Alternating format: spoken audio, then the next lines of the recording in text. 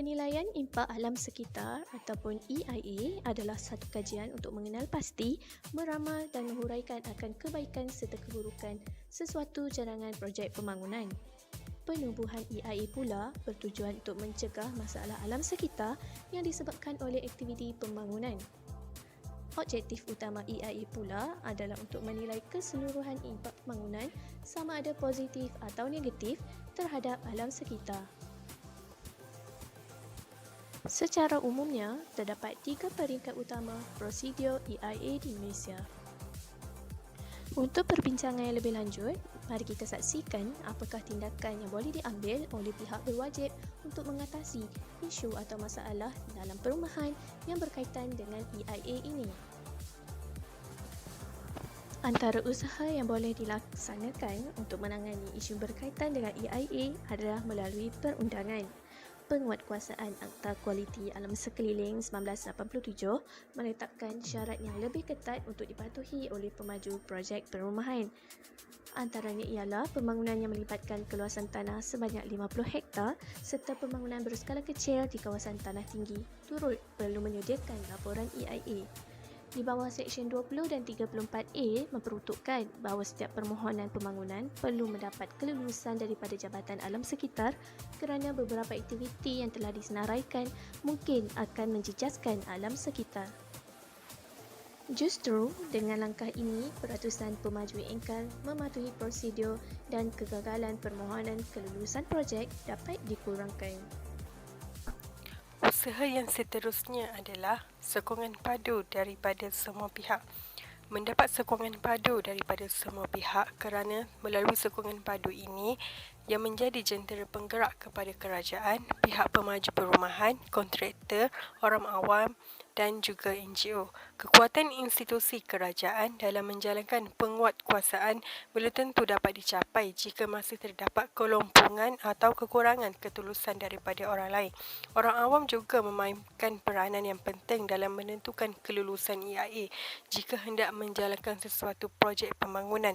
Penglibatan orang awam dan jururunding yang diiktiraf sebagai satu keperluan asas amalan terbaik dalam melaksanakan EIA. Selain itu, bagi mengelakkan berlakunya bantahan terhadap sesuatu projek yang dijalankan. Ketiga ialah kaedah pemantauan efektif, di mana bagi mengelak, mengurang atau memperbaiki impak buruk yang signifikan termasuk menghadkan tindakan yang dicadangkan, memperbaiki serta memelihara persekitaran yang terjejas. Terdapat 3 jenis pemantauan iaitu pemantauan pelaksanaan, pemantauan keberkesanan dan pemantauan pengesahan.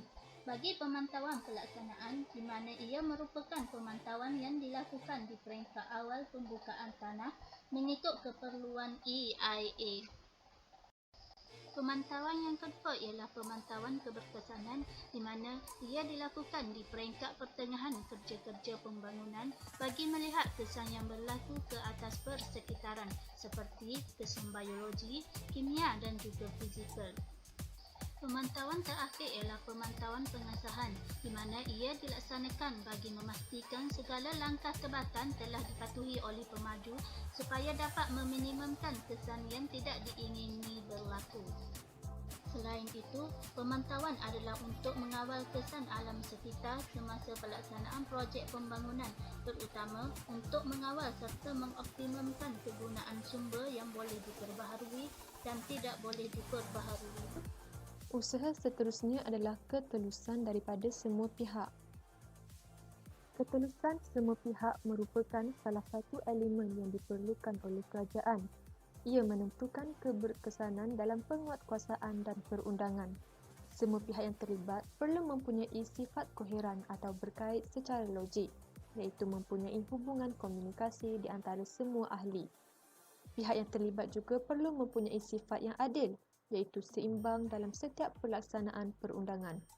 Yang terakhir, pihak yang terlibat juga perlu bersifat terbuka, iaitu mudah untuk dihubungi, berkesan, penglibatan secara terbuka dengan semua lapisan masyarakat dan bertanggungjawab dalam melawan bias dan rasuah. Etika merupakan panduan tingkah laku yang diikuti oleh manusia yang mempunyai hubungan dengan manusia.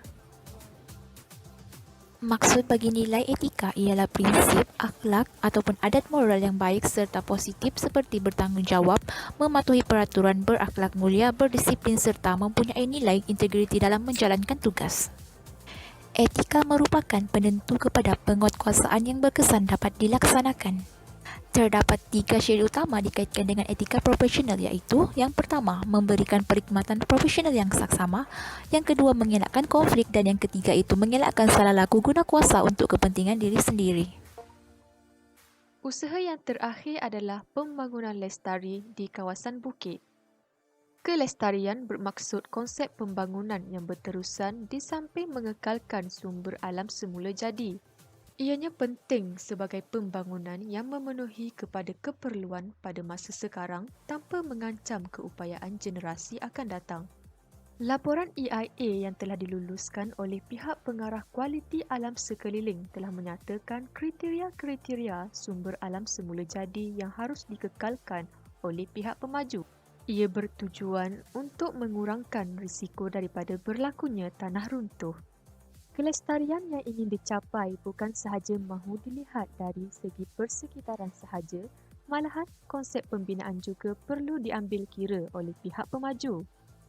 Sebagai contoh Jepun, kerana teknologi pembuatan struktur bangunan seperti yang telah diguna pakai oleh negara Jepun di mana mereka telah menerapkan konsep hijau atau lebih mesra alam.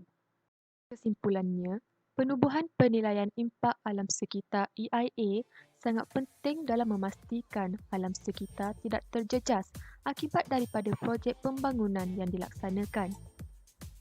Jabatan Alam Sekitar JAS memainkan peranan yang penting agar pihak pemaju sentiasa mematuhi keperluan laporan EIA. Oleh itu, setiap projek yang akan dilaksanakan perlu menerusi EIA terlebih dahulu agar dapat mencegah masalah yang akan berlaku apabila melaksanakan projek pembangunan tersebut. Jadi, semua pihak terutamanya pihak pemaju atau kontraktor pembangunan perlu bertanggungjawab dalam melaksanakan projek pembangunan dengan mematuhi laporan EIA agar dapat menghasilkan sesuatu projek yang sempurna tanpa menjejaskan alam sekitar maupun masyarakat setempat.